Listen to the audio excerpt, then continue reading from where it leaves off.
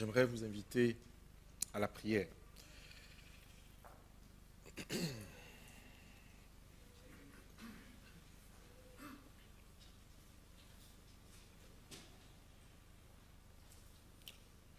Seigneur, alors que nous allons ouvrir les Écritures,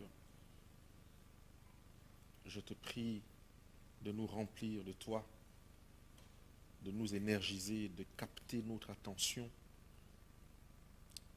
de capter notre concentration et de permettre que les anges entourent cet endroit maintenant de telle façon que les appels de l'ennemi ne puissent pas se faire ressentir et que ce qui va être dit vienne du lieu très saint.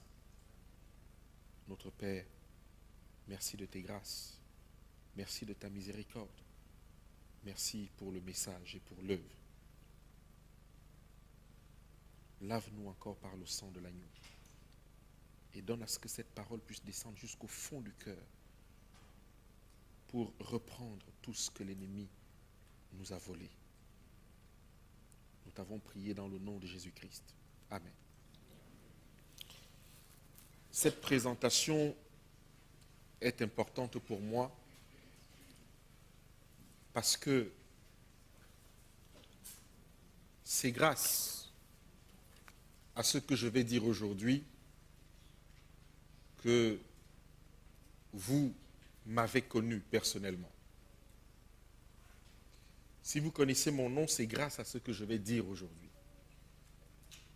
Et c'est aussi ma dernière présentation avant cette campagne qui nous réserve énormément de surprises, puisque c'est la première fois que nous avons, en termes de personnes, autant de nombre, autant de choses à faire et autant de personnes qui se sont investies d'une manière physique dans cette campagne.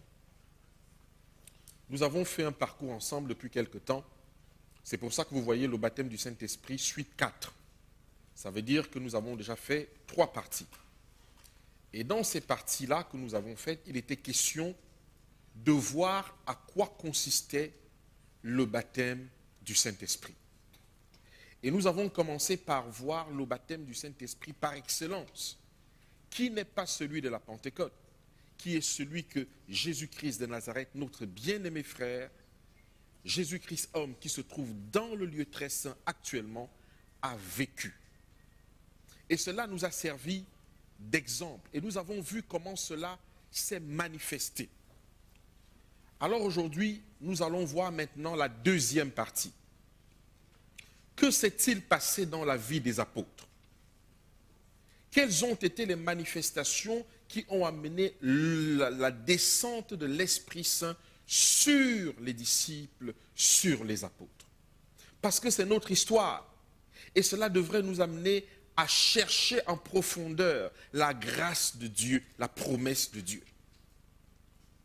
Mes frères et sœurs, s'il y avait une prédication que l'on devrait prêcher dans toutes les églises, dans toutes les réunions, c'est qu'aujourd'hui, c'est ce qu'il faut à l'église de Dieu. C'est ce qu'il faut à l'église de Dieu. C'est ce qu'il faut à l'église de Dieu. Et vous allez comprendre pourquoi je vous ai dit que sans ce que je vais dire aujourd'hui, vous ne m'auriez jamais connu. Être baptisé de l'Esprit, c'est avoir et maintenir toutes les dimensions de notre être sous la direction de l'Esprit et sous son contrôle. Toutes les dimensions. C'est être placé sous la domination de la puissance du ciel. Ce sont des mots, mais ces mots valent leur pesant d'or. Si on les comprend et qu'on permet que Dieu les fasse descendre dans notre âme, on va très vite savoir qu'est-ce qui est en train de se passer. C'est être maintenu totalement sous la direction de la puissance du ciel. Mais c'est ainsi qu'il ne s'agit pas seulement d'avoir plus du Saint-Esprit. Ce n'est pas forcément que nous ayons plus de lui, mais c'est plutôt le contraire, que lui, il est plus de nous. Il faut qu'il ait plus de nous. Parce qu'il s'agit pour lui de reconquérir tous les territoires de notre vie qui ont été volés par le diable et par le monde. Beaucoup d'entre nous, à leur naissance, l'ennemi a semé des choses dans leur vie. Et il a gentiment attendu que ça produise des fruits, soit par hérédité, soit par comportement acquis. Et aujourd'hui, l'ennemi a complètement verrouillé leur âme. Ils sont dans les églises, mais ils sont morts. Vous, vous croyez vivant, mais vous ne l'êtes pas. Vous croyez être en Dieu, mais non, parce que l'ennemi a verrouillé votre vie depuis plusieurs années. Voilà pourquoi il est question pour le Saint-Esprit de reconquérir tous les territoires qui ont été volés par le diable, par le moi et par le monde. Mes frères et sœurs, c'est très important. Ne sommes-nous pas fatigués de ne pas avancer? Ne sommes-nous pas fatigués de continuer à essayer de pousser une voiture sur une pente? Ne sommes-nous pas fatigués de voir comment notre vie est languissante? Ne sommes-nous pas fatigués de vivre un christianisme au rabais? Il faut maintenant que le Saint-Esprit puisse reconquérir tout ce que l'ennemi nous a volé. Le temps, les bénédictions, la paix aussi.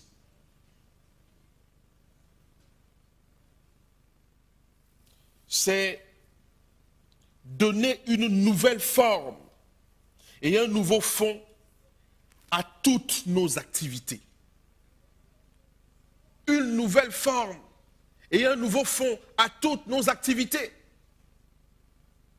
Et on ne se rend pas compte quel genre d'activité Jésus-Christ, le Saint-Esprit, Dieu le Père ont besoin de donner un nouveau fond, une nouvelle forme. Par exemple, nous savons que servir à table, c'est du bon sens. Nous savions que servir à table, c'est de l'éducation. Nous savions que lorsqu'on nous éduque dans nos familles, on nous apprend à servir à table. Mais la Bible dit non, ce n'est pas ça. Pour servir à table, il faut choisir 7 hommes dont ils sont remplis de quoi? Du Saint-Esprit.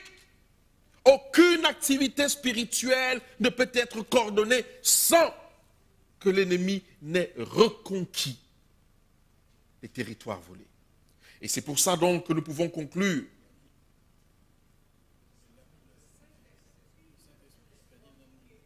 Comment? Oh, qu'est-ce que j'ai dit? Que l'ennemi a? Oui, que le Saint-Esprit puisse reconquérir tous les territoires, désolé. Et c'est, comment? Que l'ennemi a volé. Merci. Je ne sais pas ce qui s'est passé. Et c'est pour ça que Jean 3, verset 30, il faut qu'il croisse et que je diminue, c'est-à-dire, pendant que le Saint-Esprit fait son œuvre à moi, c'est lui qui doit croître et mon moi doit diminuer de plus en plus, jusqu'à complètement s'éteindre. C'est pour ça que c'est un travail que seul Dieu peut faire. C'est un travail qu'un être humain ne peut pas faire pour lui-même.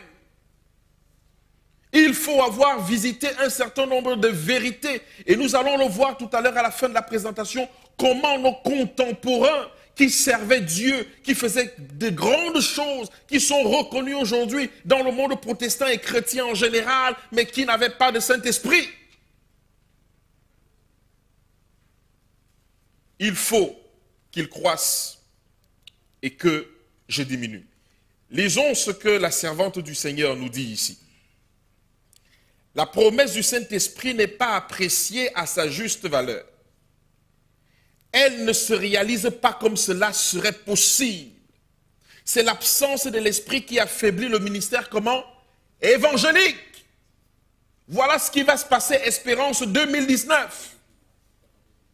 Nous aurons des prédicateurs qui viendront de partout dans le monde et vont envahir les églises pour pouvoir donner un message de réveil à Paris. Mais la servante du Seigneur déclare que c'est l'absence de l'Esprit qui affaiblit notre ministère évangélique. On peut avoir la science, les talents, l'éloquence, tous les dons naturels ou acquis. Sans le Saint-Esprit, aucun cœur ne sera touché, aucune âme gagnée à Jésus-Christ. En d'autres termes, ce qu'elle est en train de dire ici, c'est que les gens que vous voyez rentrer dans l'eau ne rentrent pas par conversion. Parce que si ce n'est pas le Saint-Esprit qui a accompagné la décision, qui a accompagné la prédication que nous faisons, alors les gens vont rentrer dans l'eau, vont rentrer dans l'église, mais ce sera tout. Ce sera tout. Il faut que lorsque je suis en train de parler, que mon vocabulaire, que ma langue, que mon être tout entier soit reconnu par Dieu et puisse manipuler de telle façon que les paroles que je suis en train de vous dire aient un sens dans votre âme. Et lorsque vous prenez une décision là, il s'est passé quelque chose. C'est ça qu'elle est en train de dire. D'autre part, s'ils vivent en communion avec le Sauveur, s'ils ont part au don de l'Esprit, les disciples les plus comment? Pauvres et les plus ignorants auront le pouvoir d'agir sur les cœurs. Dieu fera des instruments par lesquels opérera la plus grande puissance de l'univers. Là, il ne s'agit pas, mes frères et sœurs, d'être allé étudier quelque part, avoir eu des diplômes ou avoir de l'argent, une prestance. Là, il ne s'agit pas de l'éloquence ou de l'intelligence. Il s'agit, dans notre condition dans laquelle nous sommes, pauvres ou riches, étudiants, intellectuels ou non, de pouvoir recevoir le baptême de l'Esprit pour que ce que nous allons dire puisse impacter des âmes. Ça ne s'étudie pas à l'université. Non, ni dans un collège. Ça ne s'apprend pas, mes frères et sœurs. Ça ne s'apprend pas. Ça ne s'apprend pas. Nous avons vu le premier baptême de l'Esprit, donné sans mesure à notre bien-aimé frère Jésus-Christ. Alors que s'est-il passé pour les disciples? Comment ont-ils reçu le baptême du Saint-Esprit? Et quelles en ont été les conséquences? Et qui a reçu le baptême parmi les disciples? J'ai posé un certain nombre de questions en désordre et nous allons y répondre. Nous commençons à répondre à la dernière question. Qui parmi les disciples ont reçu le Saint-Esprit en acte 2? Mes frères et sœurs, permettez qu'on aille pas à pas. Vous allez peut-être voir des choses que vous avez négligées. La parole de Dieu déclare ceci. Acte 1, versets 1 à 5. Théophile, j'ai parlé dans mon premier livre de tout ce que Jésus a commencé à faire et enseigner dès le commencement, jusqu'au jour où il fut enlevé dans le ciel, après avoir donné des ordres par le Saint-Esprit aux apôtres qu'il avait choisis. Après qu'il eut souffert, il leur apparut vivant et leur en donna plusieurs preuves, se montrant à eux pendant 40 jours et parlant des choses qui concernent le royaume des cieux. Le verset 4, comme il se trouvait avec eux, il leur recommanda de ne pas s'éloigner de Jérusalem, mais d'attendre ce que le Père avait promis. Ce que je vous ai annoncé, leur dit-il, car Jean avait baptisé d'eau, mais dans peu de temps, dans peu de jours, vous serez baptisés, comment, du Saint-Esprit. La suite de ce texte, ça c'est le contexte dans lequel les disciples vont recevoir le Saint-Esprit. Jésus-Christ est venu, il est ressuscité, il est sur la montagne avec eux. Les Écritures et les témoignages disent qu'il y avait pratiquement 500 personnes sur la montagne et qui ont vu Jésus-Christ monter au ciel. 500 personnes. Et c'est dans ce contexte que Jésus va leur dire, vous devez rester à Jérusalem parce que moi, je vais baptiser du Saint-Esprit comme Jean a baptisé d'eau. Et nous allons voir ici quelque chose. Nous allons voir quelque chose. Alors, les apôtres lui demandèrent, Seigneur, est-ce en ce temps que tu rétabliras le royaume d'Israël? Il leur répondit, ce n'est pas à vous de connaître les temps et les moments que le Père a fixés de sa propre autorité, mais vous recevrez une puissance, le Saint-Esprit survenant sur vous, et vous serez mes témoins à Jérusalem, dans toute la Judée, dans la Samarie, jusqu'aux extrémités de la terre. Vous voyez ici que ce qui intéresse les apôtres, c'est le royaume des cieux. Ce n'est pas le Saint-Esprit qui intéresse les apôtres ici. Puisqu'ils disent à Jésus, est-ce que c'est en ce moment-là que tu viendras nous chercher, clairement? Et Jésus leur dit non, ça ne se passe pas comme ça. Vous devez d'abord recevoir le baptême, et après que vous ayez reçu le baptême, vous devez comment? Prêcher l'évangile. Et il y a une technique pour prêcher cet évangile. Mais vous recevez une puissance, le Saint-Esprit survenant sur vous, serez mes témoins. Regardez comment?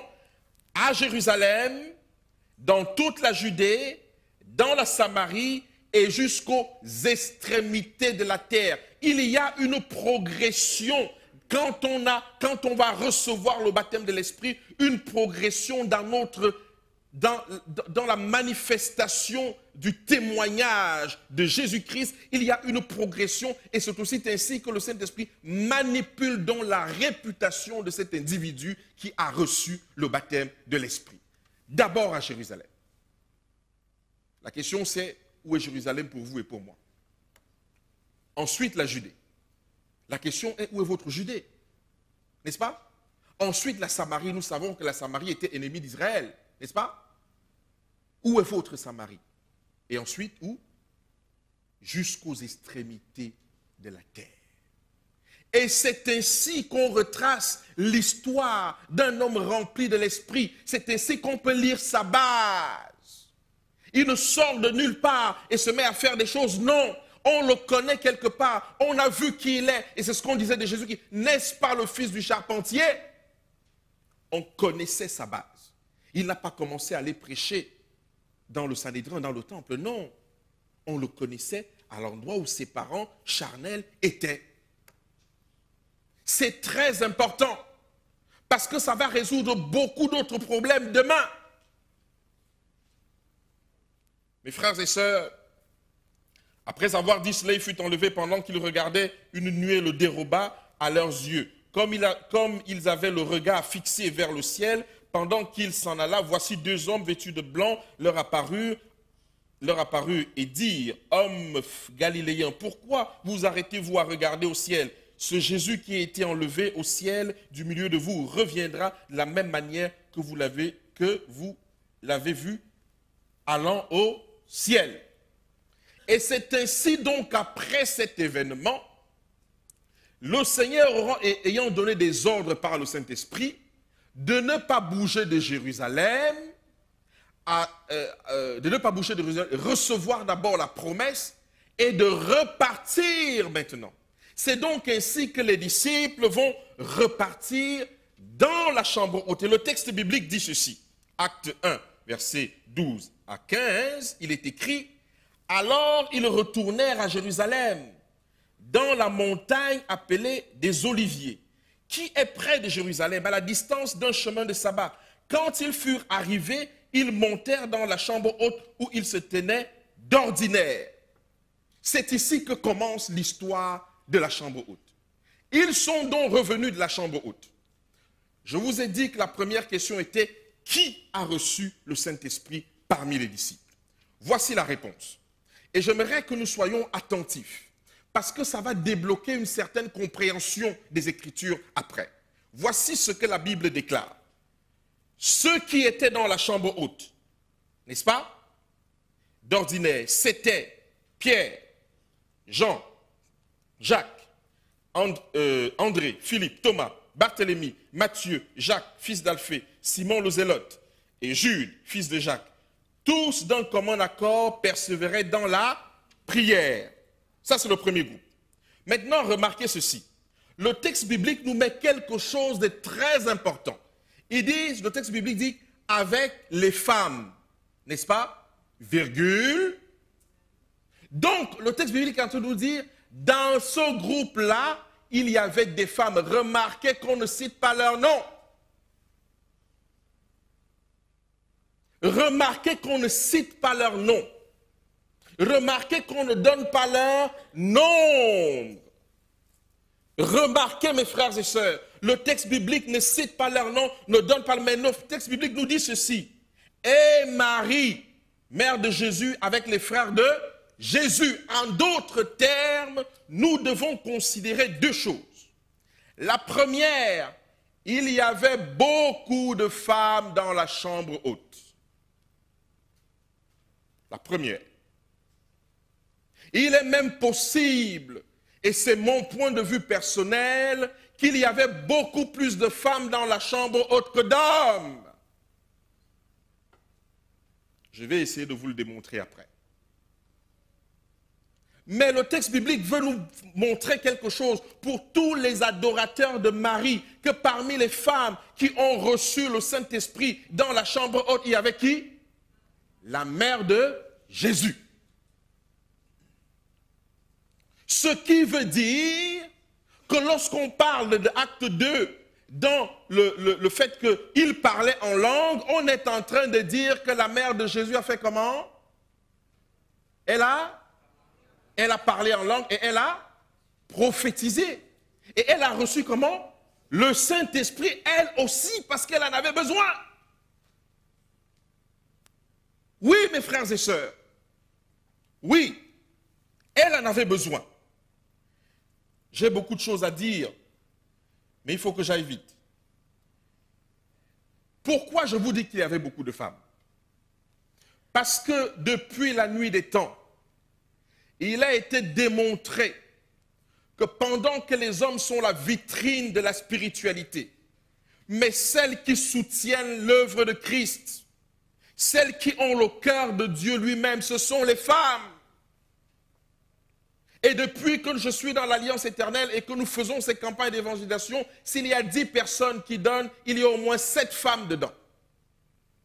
Ce sont elles qui soutiennent l'œuvre. Est-ce que la Bible confirme? Oui. Luc 8, versets 1 à 3. Ensuite, Jésus allait de ville en ville, de village en village, prêchant et annonçant la bonne nouvelle du royaume de Dieu. Les 12 étaient avec lui et quelques femmes qui avaient été guéries d'esprits malins et de maladies. Marie, dite de Magdala, de laquelle étaient sortis 7 démons. Jeanne, femme de Chusa, intendant d'Hérode, Suzanne et plusieurs autres qui l'assistaient de leur bien.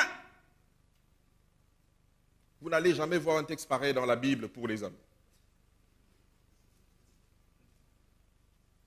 Vous me suivez?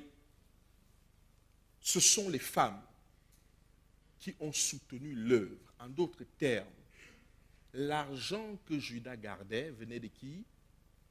Des femmes. Vous vous souvenez de la femme à la perte de sang? Qu'est-ce qu'elle dit? Elle a dépensé tout son argent à donner comment? Aux médecins, n'est-ce pas? Pour la soigner. Les femmes étaient riches à cette époque. Ça, c'est un pan de l'histoire qu'on ne connaît pas. Les femmes avaient des moyens à cette époque. Vous savez que la population juive est matriarcale, n'est-ce pas? C'était des femmes qui prennent des décisions. Et d'ailleurs, nous pouvons regarder ça rapidement dans quelques versets bibliques. Et des croyants d'autant plus nombreux se joignit au Seigneur une multitude, tant d'hommes que de femmes. Acte 8, 12. Mais quand ils eurent cru Philippe qui leur annonçait de bonnes nouvelles touchant le royaume des dieux et le nom de Jésus, Christ, tant les hommes que les femmes. J'ai pris ça pour qu'on ne me condamne pas sur ce que je dis, d'accord? Donc, or il y avait, acte 9, 36, or il y avait à Joppé une femme disciple nommée qui? Tabitha. Une femme comment? Disciple nommée Tabitha. On peut citer plusieurs versets comme ça. Les Juifs excitèrent les femmes de qualité. Dans d'autres versions, des femmes de distinction, donc des femmes qui avaient de l'argent, d'accord? Qui servaient Dieu. Et les principaux de la ville, et ils suscitèrent une persécution contre Paul et Barnabas. La raison pour laquelle l'ordination des femmes ne passe pas, c'est parce que les femmes votent non. Le jour où elles décident de voter oui, c'est terminé. L'Église n'a pas les moyens d'arrêter ça. Si les femmes disent non à l'ordination des femmes, à la conférence générale, ce sera ainsi. Si vous faites le pourcentage des délégués, hommes-femmes, vous comprendrez tout de suite que la solution est trouvée. Il y a une grande négligence dans l'œuvre des femmes aujourd'hui. Bref, elles ont une place dans l'évangile que Dieu leur a donné, certes, mais c'est elles les petites mains. C'est à elles, c'est elles qui gèrent l'église, c'est elles qui permettent que des gens puissent être soignés, que des gens puissent reconnaître le bras de Dieu quelque part. C'est elles qui essuient les larmes des plus malheureux, parce qu'elles ont le cœur de Dieu inné en elles, elles sont comme ça. Et lorsqu'une femme se donne à Christ, elle est capable de tout donner. Donc on retient ici que dans le processus des apôtres, les femmes aussi étaient dans la chambre haute. Marie, mère de Jésus, a reçu le baptême de l'Esprit comme les autres apôtres et comme le reste des disciples. Nous aurons des surprises, mes frères et sœurs. Nous aurons des surprises. Maintenant, mes frères et sœurs, nous pouvons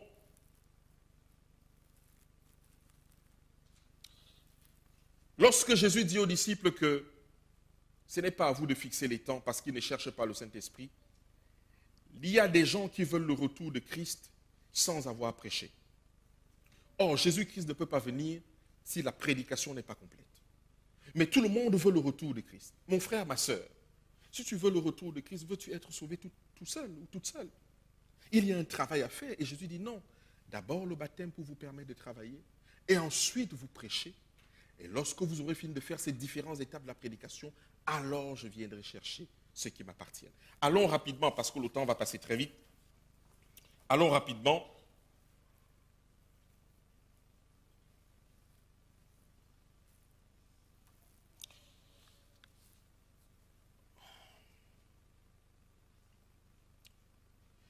La Bible déclare, vous le savez, qu'il y avait 120 personnes, environ 120 personnes dans la chambre haute, n'est-ce pas? Très bien. Maintenant, on part à partir de là. Donc, qu'est-ce que le texte nous dit? Acte 2, le chapitre 1, on va y aller doucement. Le jour de la Pentecôte, ils étaient tous ensemble, dans le même lieu. Tout à coup, il vint du ciel un bruit comme celui d'un vent impétueux. Et il remplit toute la maison où ils étaient assis. Des langues semblables à des langues de feu leur apparurent séparées les unes des autres et se posèrent sur chacun d'eux. Et ils furent tous remplis du Saint-Esprit et se mirent à parler en d'autres langues selon que l'Esprit leur donnait de s'exprimer.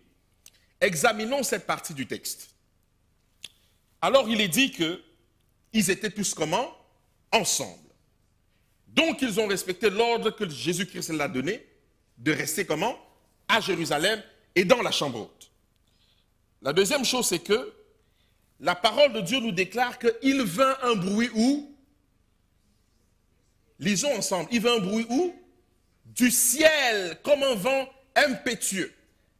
Plus loin, mes frères et sœurs, c'est ce bruit-là qui va attirer les badauds. Donc, lorsque vous voyez les gens commencer à s'agiter et faire du bruit, il faut bien leur expliquer que le bruit a été causé par son excellence, le Saint-Esprit. Lorsqu'il est arrivé, c'est comme ça qu'il s'est manifesté. Il y a fait un grand bruit, comme un vent impétueux. C'est le Saint-Esprit qui a fait le bruit et non les disciples, lors de leur baptême. La troisième chose dit que ils étaient tous comment? Assis. Donc lorsque le Saint-Esprit est arrivé sur eux, ils étaient dans la chambre haute, ils étaient ensemble, il y a eu un grand bruit, ils étaient tous comment? Assis. Mes frères et sœurs, c'est important de faire du pas à pas. Ils étaient tous assis. Donc la parole de Dieu nous déclare clairement qu'ils ne sont pas tombés. Vous me suivez? Ils n'ont pas eu de transe. Il n'y a pas eu d'extase. Ils n'ont pas commencé à trembler, à avoir forcément de la chair de poule. Non.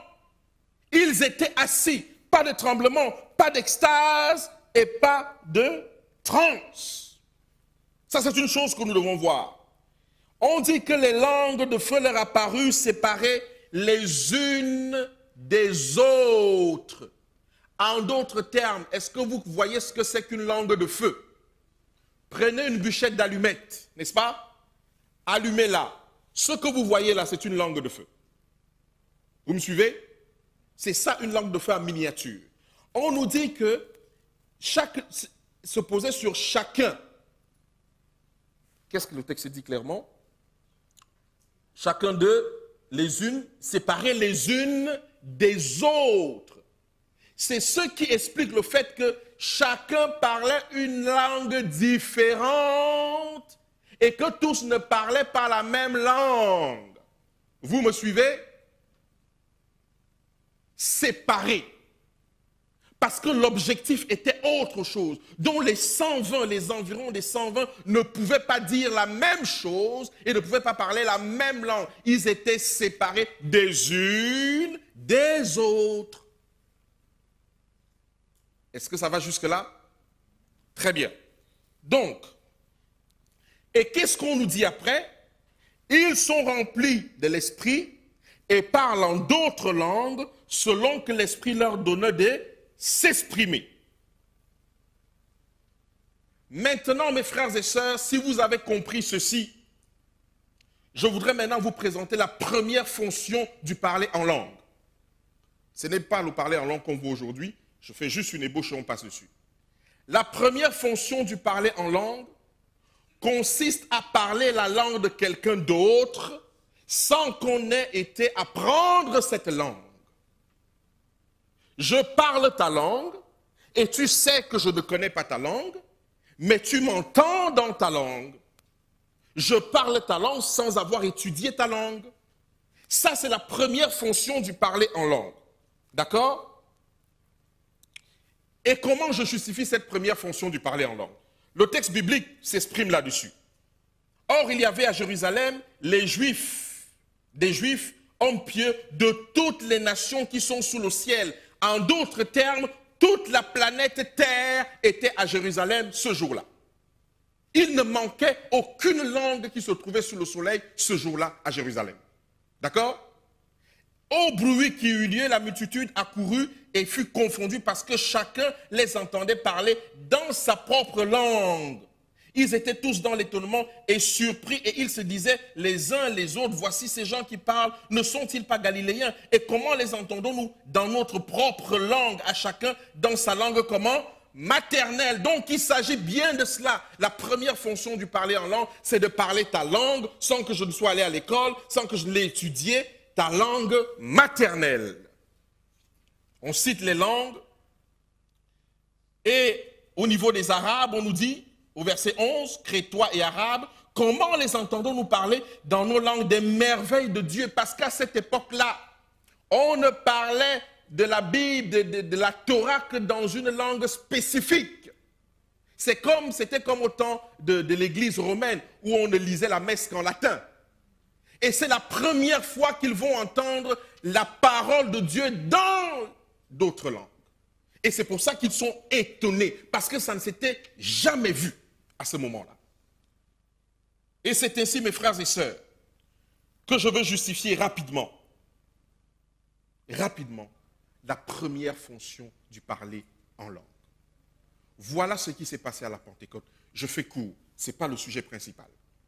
Maintenant, après ceci, la deuxième fonction du parler en langue, le voici. Acte 2, 14 à 16. Alors Pierre se présenta avec les 11 et leva la voix et leur parla en ces termes. On nous a dit tout à l'heure qu'une foule a accouru parce qu'ils entendaient les gens parler en leur langue maternelle, n'est-ce pas? C'est la même foule qui est devant les disciples et qui sont en train de dire ces gens sont soûls et d'autres sont étonnés. D'ailleurs, nous devons nous arrêter ici pour dire que c'est un témoignage contradictoire. D'autres pensent qu'ils sont soûls, d'autres sont étonnés. Donc, en réalité, ce n'est pas le témoignage où on dit qu'ils sont d'un vin doux qu'on doit prendre en considération puisqu'ils sont égaux, ces témoignages. C'est chacun qui dit ce qu'il pense, n'est-ce pas? Dans le texte. Et le rapporteur prend la peine de dire qu'il y avait deux camps qui pensaient ça et qui pensaient ça. Donc, c'est nul. Maintenant, Pierre, devant la même foule qui entendait parler en leur langue maternelle, va se mettre à parler. Mais on nous dit bien que ces gens viennent de plusieurs localités de la planète. Donc, ils n'entendent pas la langue locale. Mais lorsque Pierre va maintenant parler à ces gens et leur expliquer que c'est vous qui avez crucifié le Seigneur, voici les promesses qu'il a données, qu'est-ce qui va se passer? Pierre va parler seul. Mais pendant qu'il parle seul, toute la foule va l'écouter, puisqu'il y a 3000 conversions après. La deuxième fonction du parler en langue, mes frères et sœurs, c'est de parler ma langue. Et vous, vous entendez dans votre langue.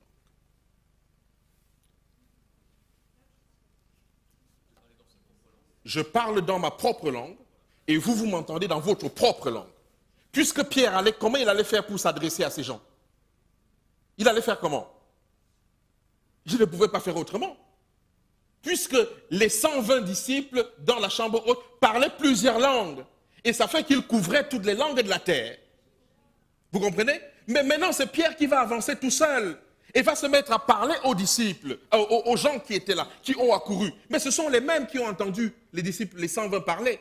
Et chacun était satisfait parce qu'il entendait quelque chose dans sa propre langue. Mais sauf que là, Pierre parle seul. Comment ils font pour entendre? La deuxième fonction du parler en langue est donc ceci. Je parle ma langue et vous m'entendez dans votre langue. Il est temps d'enlever toute cette tromperie sur quelque chose qui est simple. Très simple à comprendre. Il suffit de mettre les yeux dans les Écritures et laisser le Saint-Esprit nous expliquer ce qu'il a fait lui-même. Parce qu'il faut repartir dans Genèse pour comprendre que c'est le Saint-Esprit qui a confondu les langues. Et temporairement, il va enlever cette barrière. Pourquoi? Parce qu'il faut que le nom de Jésus-Christ aille dans les confins du monde en une fois. Et qu'est-ce qu'il faut faire? Ça veut dire que l'utilité du parler en langue, c'est juste pour l'évangélisation. Sans évangélisation, on n'a pas besoin du parler en langue. C'est juste pour évangéliser. Dire aux gens que vous avez un sauveur qui est mort pour vous. Et vous ferez bien de faire attention à cette histoire parce qu'elle peut vous sauver la vie. Mes frères et sœurs, voilà donc l'histoire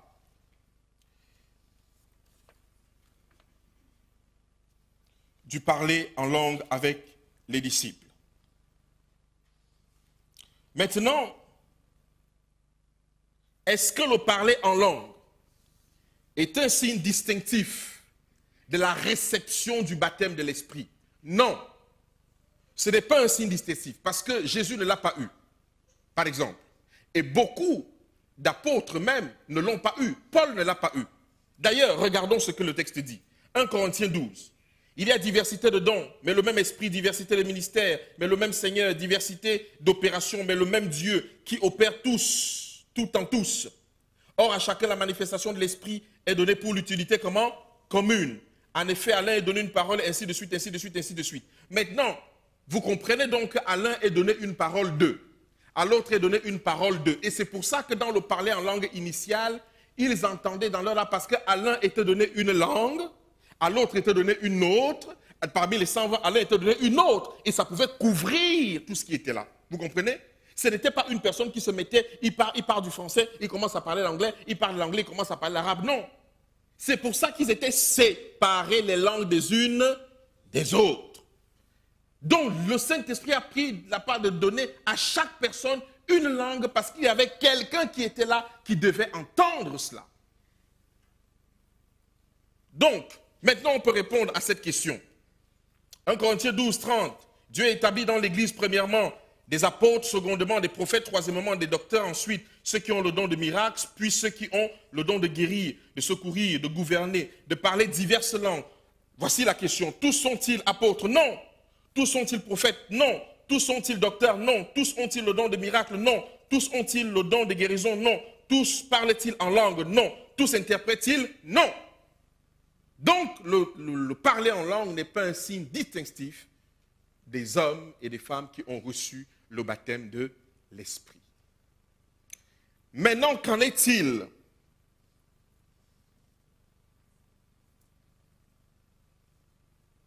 Que se passe-t-il? Qu'en est-il de Paul? Comment Paul a reçu le baptême du Saint-Esprit? La Bible répond à cela. Acte 9, versets 19 à 20. Ananias sortit et lorsqu'il fut arrivé dans la maison, il imposa les mains à Saul en disant « Saul, mon frère, le Seigneur Jésus qui t'est apparu sur le chemin par lequel tu venais, m'a envoyé pour que tu recouvres la vue et que tu sois rempli du Saint-Esprit. Au même instant, il tomba de ses yeux comme des écailles et il recouvra la vue. Il se leva et fut baptisé. Et après qu'il eut pris la nourriture, les forces lui revinrent. Saul resta quelques jours avec les disciples qui étaient à Damas. Et aussitôt, il prêcha. Nous sommes en train de dire ici que l'un des plus grands prédicateurs que la terre ait connu n'a ni parlé à langue, ni tremblé, ni prophétisé. D'accord? Qu'est-ce qui s'est passé? Il y a juste eu un acte spirituel fort qui a permis à Paul d'ouvrir les yeux, non seulement d'une manière physique, mais d'une manière spirituelle. C'est pour ça qu'il est écrit que c'est comme des écailles. Ça veut dire que toute la doctrine juive que Paul a étudiée avec Gamaliel, c'est la première fois qu'il va voir cette doctrine dans le bon sens. C'est la première fois. Et qu'est-ce qu'on dit lorsqu'il a reçu ce baptême de l'Esprit? Immédiatement, il s'est baptisé d'eau. C'est pour ça que nous enseignons qu'il n'y a pas de chronologie entre le baptême d'eau et le baptême de l'Esprit. D'accord? Vous pouvez bien être baptisé de l'Esprit avant et d'eau après, ou de l'eau avant et de l'Esprit après.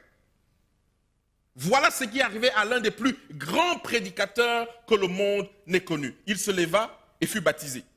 Et qu'est-ce qui s'est passé après? Il a commencé directement à faire quoi? À prêcher. Voilà la réalité. Maintenant, en ce qui concerne les païens, comment est-ce que Corneille, par exemple, a reçu le baptême de l'Esprit?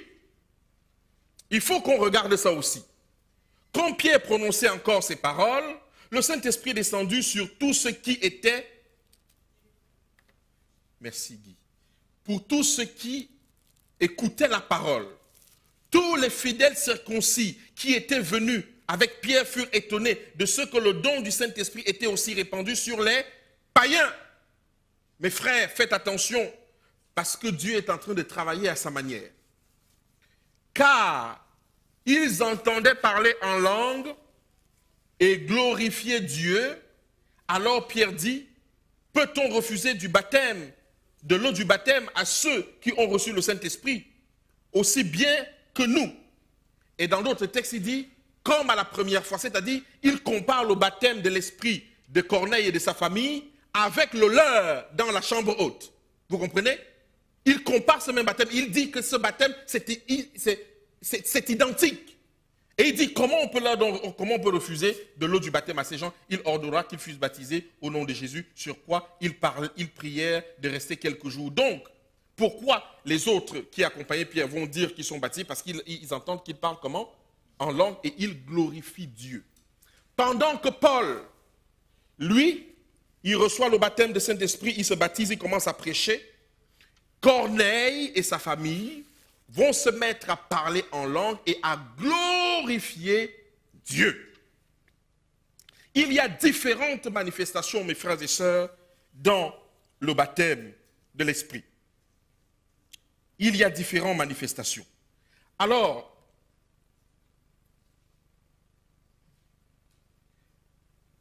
la définition du parler en langue, d'une façon claire, se trouve dans Actes 2:11.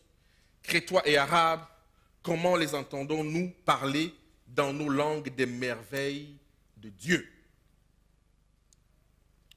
Lorsqu'on dit que quelqu'un est en train de parler en langue, on dit qu'il est en train de parler des merveilles de Dieu. Le parler en langue n'est pas le charabia. Le parler en langue n'est pas le bababa, le chachacha, le machin. Non, ce n'est pas le truc d'aujourd'hui, donc on va passer dessus. Le parler en langue, c'est de parler des merveilles de Dieu.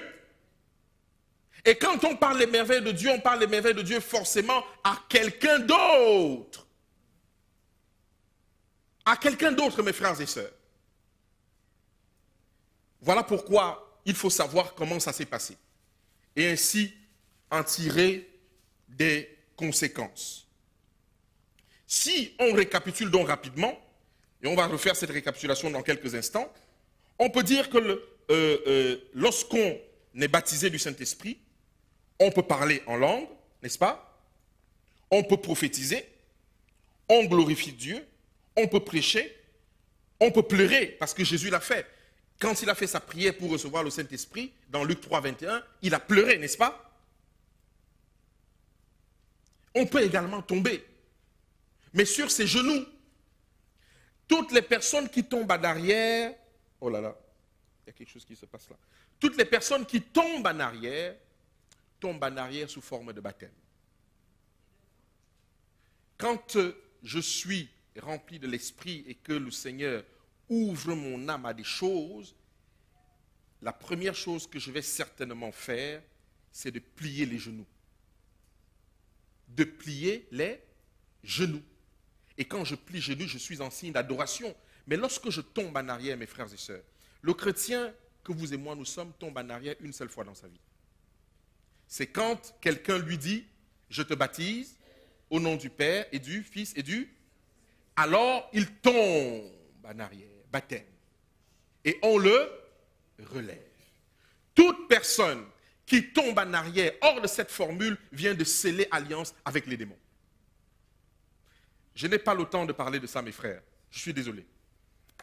Je n'ai pas le temps de parler de ça. Il faut qu'on arrête de prendre la parole de Dieu pour faire n'importe quoi et amener des gens dans des prisons qu'ils auront du mal à sortir à cause de l'ignorance, à cause des pratiques iniques. Lorsqu'on voit dans Galates 5, verset 22, le Saint-Esprit est doux, n'est-ce pas? Il y a la maîtrise de soi. Alors comment le Saint-Esprit, lorsqu'il va venir vers toi, il va te projeter en arrière et tu vas tomber sur les fesses, et on va t'amener un pagne, on va t'enrouler dessus. C'est quoi cette affaire? Il n'y a pas de verset biblique qui soutienne cela. Et vous allez voir chez toutes les personnes qui parlent en langue, c'est ça. Ils sont en train de vendre les âmes de l'Éternel. Et nous, adventus du 7e jour, nous avons le message des 3 anges. Si quelqu'un prend la marque de la bête, Dieu aussi boira de la coupe, de la colère de Dieu sans mélange. C'est à nous, à vous et à moi, de dénoncer cela. D'ailleurs, Ellen White dit que dans son église, l'église adventiste du 7e jour dans laquelle nous sommes, il y a des gens qui font ça. C'est parce que ce n'est pas le sujet que je ne sors pas le texte d'Ellen White. Il y a des gens qui font ça. Combien de sœurs et de frères sont allés me dire qu'ils ont trouvé une guérison chez quelqu'un qui parlait en des langues bizarres? Combien? Pourquoi? Parce que dans la maison de l'Éternel, on ne trouve plus de terrain de la délivrance. Il n'y a plus de personnes qui prient. La puissance du Saint-Esprit n'y est pas. D'ailleurs, là, au lycée le reconnaît. Et c'est pour ça que ces frères et sœurs sont obligés d'aller ailleurs, où on a d'autres pratiques en utilisant la même parole. La responsabilité est grande. La responsabilité est grande. Je voudrais aller vers la clôture. Nous n'aurons jamais, certainement, parce que le programme prévoit qu'on doit avancer sur autre chose, mais on devrait parler du Saint-Esprit et la délivrance. Vous aurez vu quelque chose. Donc, si nous continuons, je suis en train d'aller à la fin. Des hommes et des femmes ont reçu le baptême de l'Esprit. Nous avons parlé du baptême de l'Esprit selon la Bible. Maintenant, l'histoire de la Réforme nous enseigne aussi qu'il y a nos contemporains qui ont reçu le baptême. Vous connaissez cet homme qu'on appelle John Wesley, n'est-ce pas? C'est lui le fondateur de l'église méthodiste. C'est-à-dire qu'il faisait des choses avec comment? Méthode. Il faisait des choses avec méthode.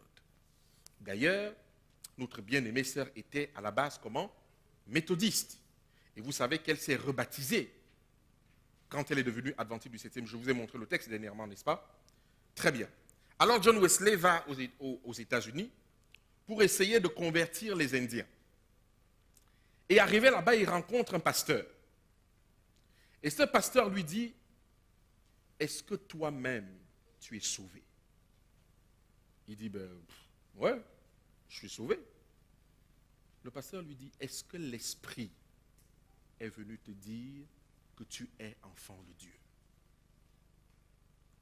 Est-ce que pendant que tu es en train de sauver les autres, toi-même tu es sauvé?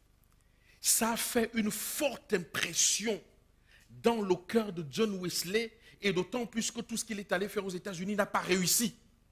C'est là où il dit, je suis allé convertir les Indiens, qui me convertira? Et la plupart des prédicateurs, des hommes de Dieu sont dans cette situation, capables de prêcher d'une manière intellectuelle et même avec vie, mais eux-mêmes ne sont pas sauvés. Ils n'ont pas la garantie que lorsqu'ils mourront, ils auront dans le repos en attendant la récompense. Ils n'ont pas cette garantie. Et donc, quelques années après, il rentre donc en Angleterre. Parce qu'il a été frappé par le pasteur d'une église qui était humble, qui ne faisait pas les choses comme lui. L'histoire nous raconte que la petite paroisse qu'on lui a donnée là-bas, il se mettait à donner aux gens toutes sortes d'interdits et ainsi de suite. Et ça n'a pas fonctionné. Donc, il revient donc en Angleterre. Et vous pouvez trouver ces récits soit sur Google, soit une partie sur la tragédie des siècles. Comment John Wesley a été baptisé du Saint-Esprit? De retour en Angleterre, Wesley parvint sous la direction d'un prédicateur morave à une claire intelligence de la foi qui sauve. Il comprit que pour obtenir le salut, il faut renoncer à ses propres œuvres. Or, jusqu'ici, c'était ses œuvres qu'il faisait. Et s'en remettait entièrement à l'agneau de Dieu qui ôte le péché du monde. Voici ce qui nous intéresse. Comment il a été baptisé? Lors d'une réunion de la Société morave de Londres, on lut une page de Luther sur le changement que l'Esprit de Dieu opère dans le cœur du croyant. Cette lecture engendra la foi dans le cœur de Wesley. Voici ce qu'il dit. Je sentis, dit-il, que mon cœur se réchauffait étrangement. J'ai eu la sensation que je me confiais en Jésus seul. En fait, lorsqu'il raconte cette histoire lui-même, il dit qu'il est parti dans cette réunion sans grande conviction. Et lorsqu'il est arrivé et que la vérité est en train de prêcher, jusqu'aux environs de 21 heures, il ressent comment son cœur se réchauffe et directement il se met à louer, à louer, à louer, à louer, à louer. Et c'est ainsi, mes frères et sœurs, que le ministère de John Wesley que vous connaissez aujourd'hui a réellement décollé. Ça correspond à quoi dans la Bible? Ça correspond au baptême de l'esprit de Corneille. Parce que pendant que Pierre est en train de parler, le Saint-Esprit descend sur Corneille et tient, n'est-ce pas? Pendant que John Wesley est en train d'attendre cette lecture sur la justification, sur la foi de Luther, alors il sent enfin son cœur se réchauffer. Mes frères et sœurs, cessez d'attendre le Saint-Esprit qui vient d'en haut. Lorsque vous allez recevoir le baptême du Saint-Esprit, ça viendra de l'intérieur. Parce que le Saint-Esprit a déjà été donné. Il ne viendra pas d'en haut deux fois. Donc, nous sommes en train de demander une manifestation, une habitation. Comment ça va se manifester? Ça va se manifester de l'intérieur. Vous allez sentir votre âme se libérer. Vous allez sentir une paix, les chaînes brisées. Vous allez sentir comment un être humain peut marcher comme un homme libre, avec une foi certaine. Mais il a fallu que John Wesley se pose des questions sur lui-même et soit en demande et se pose la question, pourquoi je n'y arrive pas? Pourquoi c'est compliqué? Jésus-Christ, lorsqu'il prêchait, Paul et les disciples, lorsqu'ils prêchaient, ils n'avaient pas un langage de savant, peut-être Paul. Mais imaginez Pierre, le pêcheur de poissons. Qu'est-ce qu'il pouvait dire d'intellectuel? Non. Mais les petits mots qu'il utilisait étaient suffisants pour impacter des grosses têtes. La preuve, à 2 reprises, en acte 2 et en acte 4, 5000 personnes et 3000 personnes, des hommes influents se sont ajoutés à l'église, dont Nicodème, qui a donné tous ses biens pour mettre la première église sur pied. Oui, mes frères, c'est peut-être votre cas et c'est peut-être le mien. On ne peut pas continuer à vivre. Un frère qui est malade, qui a besoin d'une prière qui est connue du ciel, va mourir parce qu'il n'y a pas d'homme rempli de l'esprit ou de femme. Un enfant ne peut pas être guéri parce qu'il n'y a pas d'homme rempli de l'esprit ou de femme. Quelle est cette affaire? Qu'est-ce que nous allons aller dire à Dieu? Moi, j'ai dit que j'en ai marre de ça. J'en ai marre de ça. J'en ai marre de faire les mains et les pieds tout le temps et dépenser autant d'énergie alors que la solution est devant moi. Comment Ellen White a reçu le baptême de l'Esprit? Les écrits déclarent: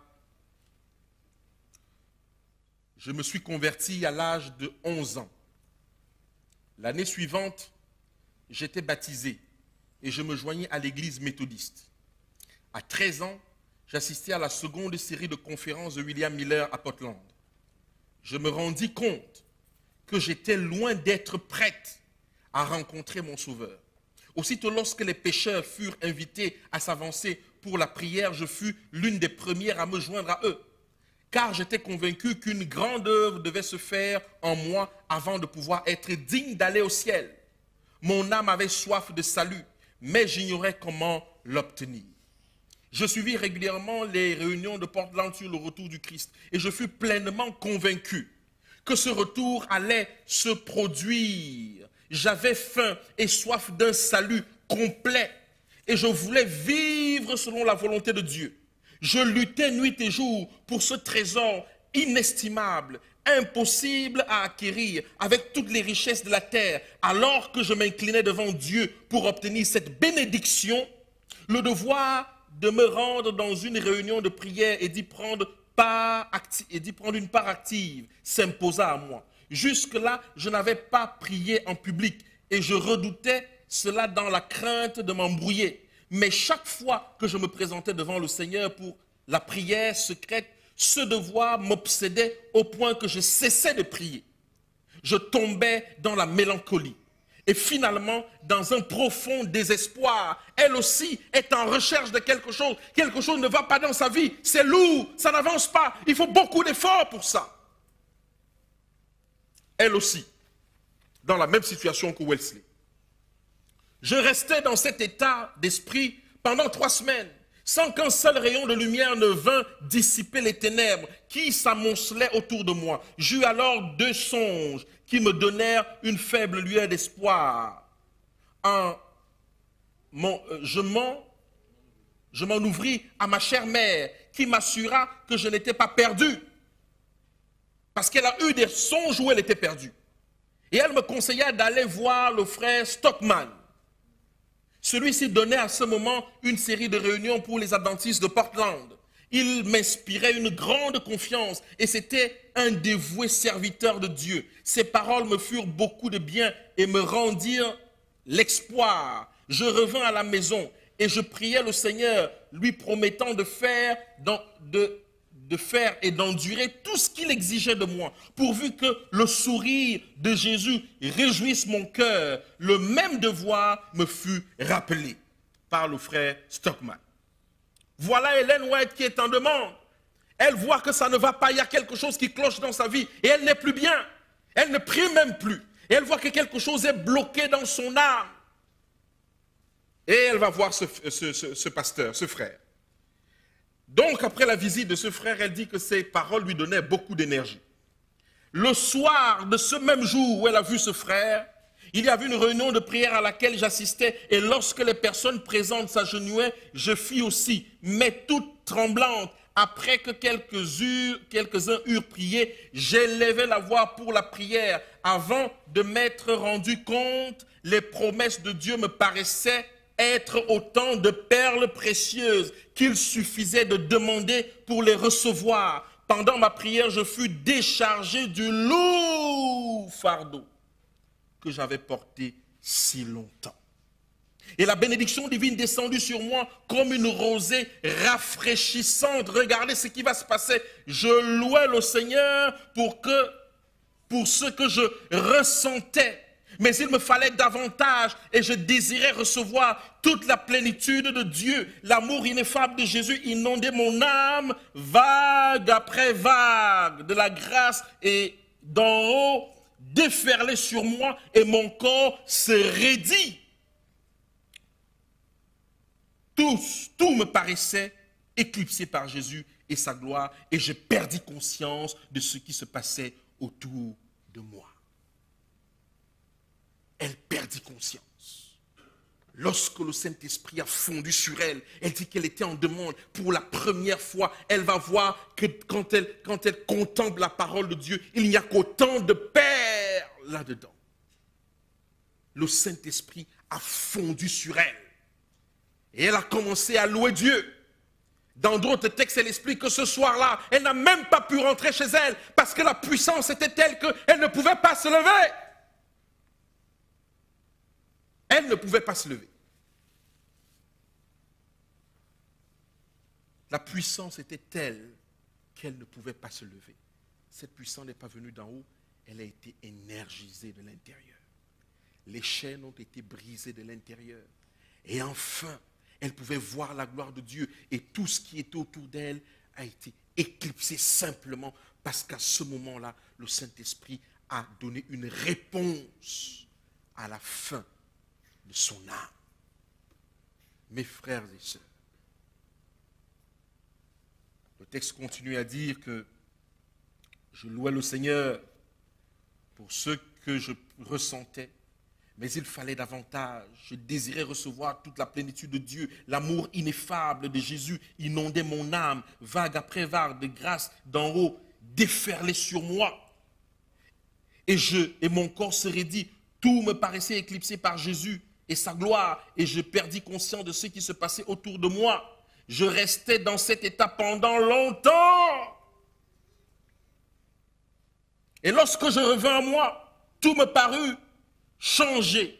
Tout me semblait glorieux et nouveau, comme si chaque chose louait Dieu. J'étais alors disposé à confesser Jésus partout. Voilà une dame dont nous reconnaissons son ministère. Et elle nous explique comment elle a reçu le baptême du Saint-Esprit. Comment elle a reçu le baptême du Saint-Esprit? Parce qu'elle était en demande. Elle voyait que la vie spirituelle, ça n'allait pas. Et pourtant, on annonçait le retour de Jésus.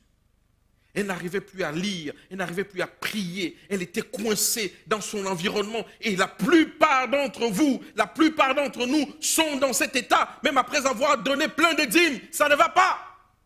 Quel est ce Dieu qui ne répond plus à ses promesses? N'a-t-il pas dit que si vous donnez, je vais vous bénir? Alors qu'est-ce qui se passe?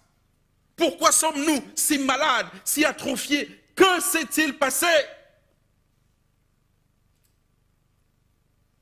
Nous ouvrons la parole et nous ne voyons rien du tout. Les promesses du Seigneur ne nous font plus vibrer. On veut régler les problèmes par nous-mêmes. Nos malades meurent. Une fois que les anciens arrivent, alors que la parole dit, lorsque quelqu'un est malade, quand les anciens arrivent, ils feront la prière de la foi, sauvera le malade et on va lui donner l'onction d'huile. Mais quand on finit de faire ça, le malade est mort.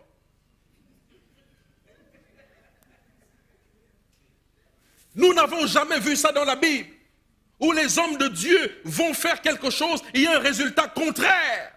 Vous allez me dire, c'est la souveraineté de Dieu. Certes, c'est le temps de Dieu. Mais en même temps, Dieu n'avait-il pas de temps devant les apôtres, devant les disciples, devant des Paul? Dieu n'avait-il pas de temps à ce moment-là?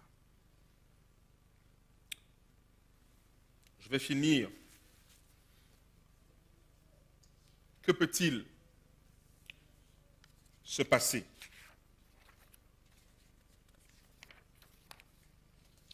Que peut-il se passer lorsque nous avons reçu le baptême de l'Esprit? Et je finis par là.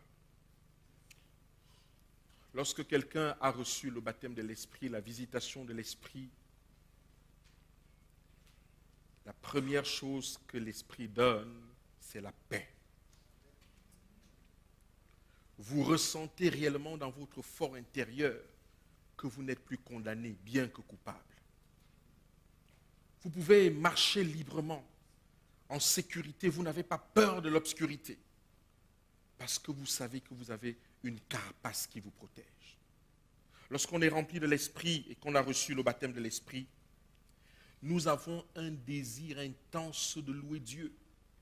Vous pouvez être en train de chanter des cantiques, impossible de vous lever, impossible de bouger, impossible de faire le moindre mouvement, mais votre cœur veut louer, veut louer, veut louer, veut louer, veut continuer à louer, veut louer. Vous ne pouvez pas vous arrêter, c'est des louanges surabondantes, interminables. Vous pouvez également être dans cette situation-là. Tu te sentiras complètement déchargé et soulagé. Et ton âme sera enfin au repos. Je vais vite, parce que j'ai déjà pris beaucoup de temps. Tu vas te sentir rempli et satisfait. Il peut également t'arriver de pleurer, d'avoir des pleurs incontinents. Des pleurs incontinents. Des pleurs incontinents. Nous ne sommes pas ici dans la transe. Nous ne sommes pas ici dans la chair de poule. Nous ne sommes pas ici dans l'extase. Nous sommes dans la réalité. La conscience du spirituel. Dieu fond sur un être humain et se présente en personne.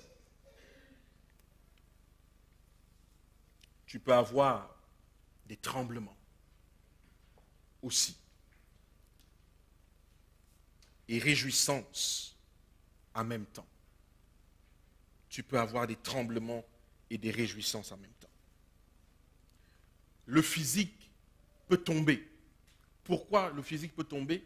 Parce que tu vas te mettre à genoux devant le roi de l'univers et reconnaître que tu es un meurtrier et demander à ce que, comme Hélène White l'a fait, beaucoup plus de présence de Dieu en toi, beaucoup plus de puissance, beaucoup plus de puissance. Et c'est ainsi que ton physique va s'agenouiller devant le roi de l'univers, non en arrière, mais en signe d'adoration que oui, Seigneur, je veux encore plus d'énergisation. Vous aurez envie de jeûner. Parce que lorsque vous jeûnez, vous décidez de passer beaucoup plus de temps avec le Sauveur. Un jour de jeûne, 2 jours de jeûne, ce n'est pas grand-chose. Parce que vous voulez être en communion avec Dieu. Jeûner ne sera plus un problème. Ce sera une joie parce que c'est le moment où on va s'apprivoiser. Dieu et nous.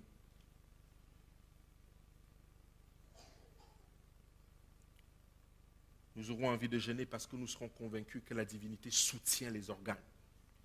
Et c'est ce qui s'est passé avec Christ dans les 40 jours de jeûne. Nous aurons une faim de manger la parole de Dieu.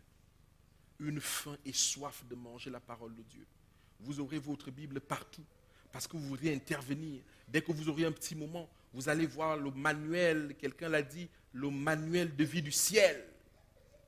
Vous aurez envie de lire, de comprendre ce qui se passe et d'expliquer à d'autres. Je vais terminer en disant que lorsque nous demandons le baptême de l'Esprit, il faut savoir ce que nous voulons. John Wesley est un homme très détesté. Il a subi beaucoup de choses, agression des bandits, agression des hommes. Il a été meurtri énormément. Et à un moment donné même, il a eu un moment de paix et il est allé demander à Dieu, est-ce que je t'ai fait quelque chose? Pourquoi personne ne m'attaque encore? Il a dit, Seigneur, si tu es encore avec moi, fais que quelqu'un m'attaque. Il était même encore en train de prier dans une petite clairière que quelqu'un est arrivé à commencer à lui lancer les cailloux. Il dit, merci Seigneur, parce que tu es encore avec moi.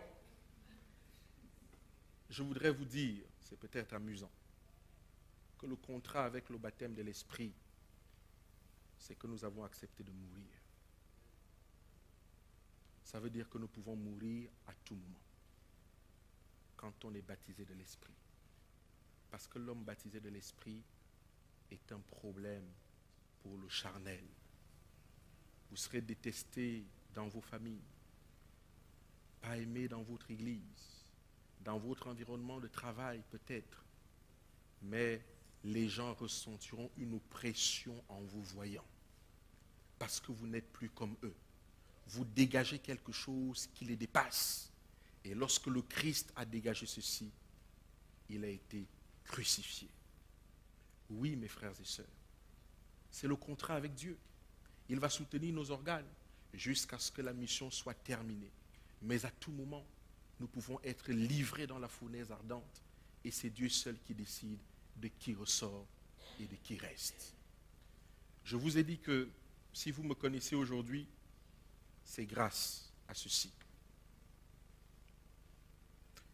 Il y a quelques années, j'étais dans un groupe d'études à Neuilly et j'étais quelqu'un qu'on ne connaissait pas parce que je faisais comme tout le monde. Et nous sommes allés dans ce groupe d'études où nous avons étudié avec plusieurs sortes de personnes et on est arrivé avec des gens qui étaient des antitrinitaires. Voici la vérité devant l'Éternel. C'est qu'à cette époque-là, j'étais un antitrinitaire. Peut-être que beaucoup ne le savent pas, je l'étais.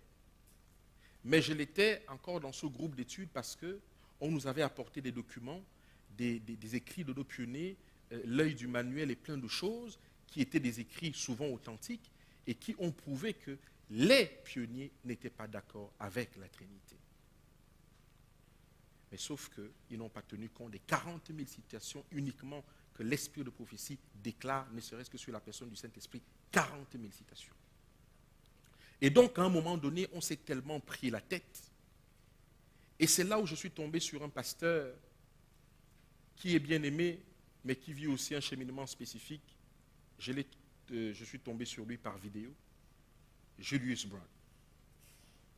Et donc, je l'ai connu dans cette prédication qu'on appelle, il a fait une prédication sur le Père.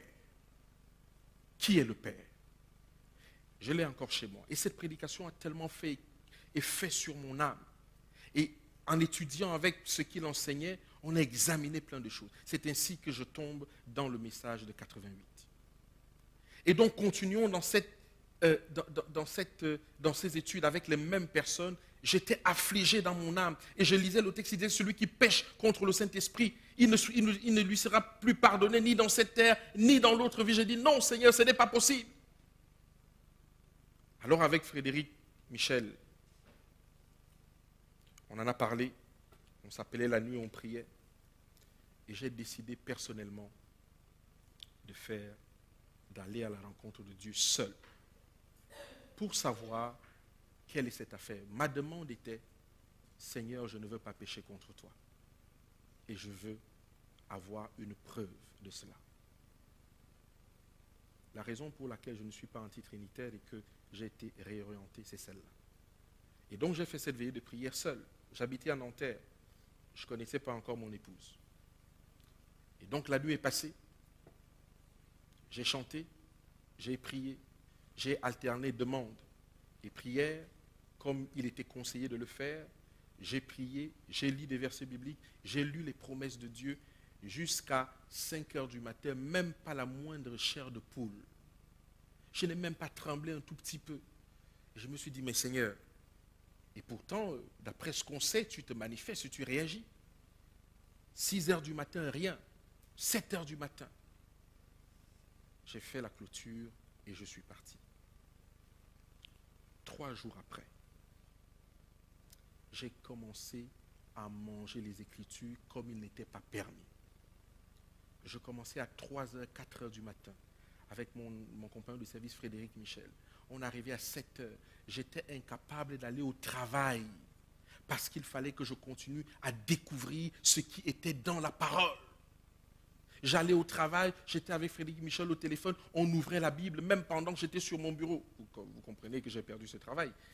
Et donc, j'étais là. Je faisais la gestion de la paie à l'époque, j'étais là. Il me parlait, oui, ma Bible était à côté. Je n'avais peur de rien. C'était pareil. Il y avait une joie.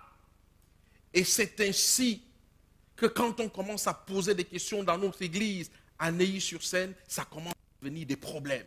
Et c'est donc comme ça que nous commencions à grandir. Mes frères et sœurs, c'est depuis ce jour-là que je suis dans ce ministère. Si ce n'était pas cette expérience, vous ne m'aurez jamais connu. Maintenant, qu'est-ce qui s'est passé? L'eau a coulé sous les ponts. L'ennemi nous a accablés, a fait en sorte qu'on ne s'occupe plus seulement d'étudier, mais s'occuper à répondre aux attaques des frères et sœurs qui n'étaient chargés que de nous enlever, nous dépouiller de la puissance de l'esprit que Dieu avait bien voulu nous investir. Les attaques de l'église. Il fallait rester là, répondre au courrier, mettre les bons mots. Ça prenait du temps. Et lorsque j'ai connu mon épouse, souvent, je ne dormais même pas dans ma chambre parce qu'il fallait répondre au comité et réfléchir à la virgule et ainsi de suite. Et hop, L'énergie a été volée. Et aujourd'hui, je dis au Seigneur, non, ça suffit. Je veux m'occuper des affaires de mon Père. J'en ai marre. Mes frères et sœurs, je voulais partager ça avec vous. John Wesley l'a eu. Ellen White l'a eu. C'est à ta portée, c'est à la mienne. J'étais dans un avion, j'avais ma Bible. Et le passager qui était à côté de moi était obligé de me poser des questions. Et pendant tout le voyage, je lui racontais les merveilles de Dieu. Ça s'est passé comme ça des dizaines de fois. J'avais ma Bible tout le temps. Et lorsque ça commence à ne pas aller, vous remarquerez que la Bible n'est plus tout le temps avec vous. Parce que c'est l'arme fatale. J'avais ma Bible au bureau, à la maison, partout. Et Dieu de nous dire, comme on a vu dans la lettre aux 7 églises, souviens-toi de ton premier amour. Dieu attend que des hommes rentrent dans leur chambre et disent, Seigneur, j'en ai marre, je veux ta promesse. Souviens-toi de là où tu es tombé. Souviens-toi de ton premier amour. Nous allons prier.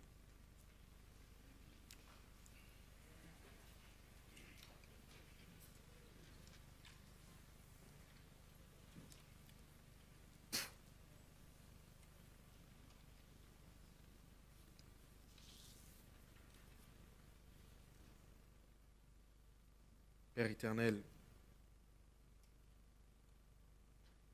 tu as dit, méchants comme vous êtes, vous savez donner de bonnes choses à vos enfants.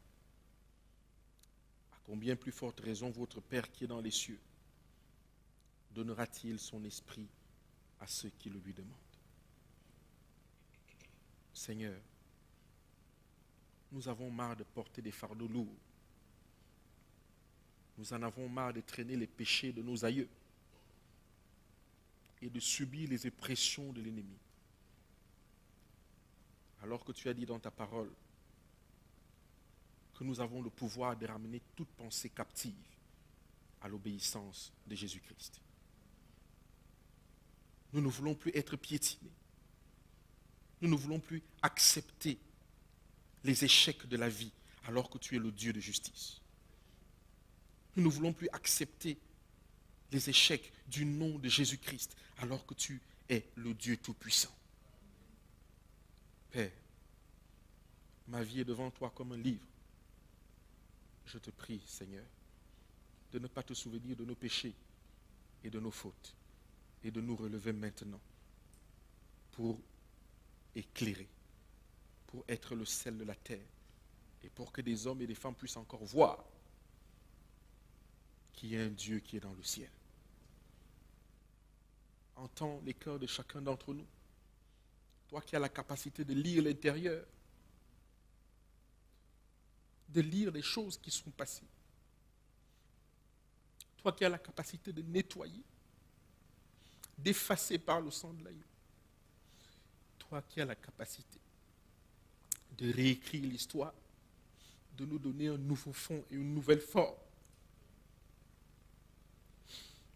Toi qui as la capacité de nous élever, de nous rabaisser.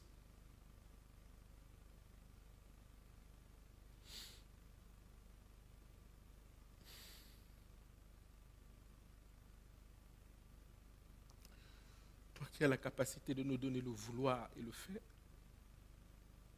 sauve ton Église. Sauve nos familles. Accorde-nous cette promesse pour que nous marchions droit devant ta face. Nous t'avons prié dans le nom de Jésus. Amen.